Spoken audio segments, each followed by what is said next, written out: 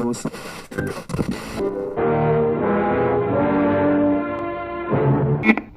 the movie. It's like, okay.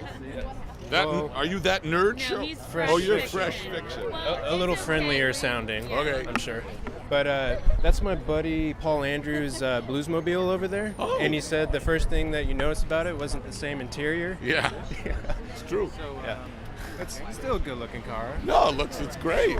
Yeah.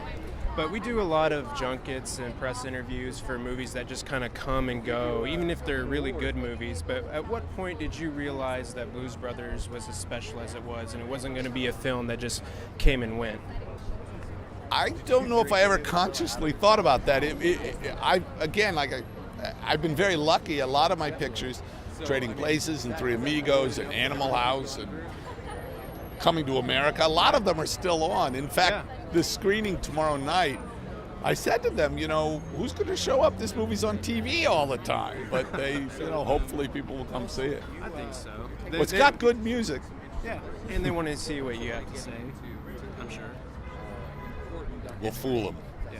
When we look at your filmography, all those films that you just mentioned, they're so iconic at this point, and it inspires a lot of film students today. But what do you think of the films today that will inspire the next generation of filmmakers?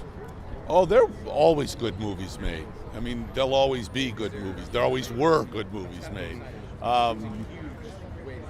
It depends on the person. I mean, what is interesting about my generation and the generation, what are called the movie brats. I mean, Francis Coppola, Marty Scorsese, Steven Spielberg.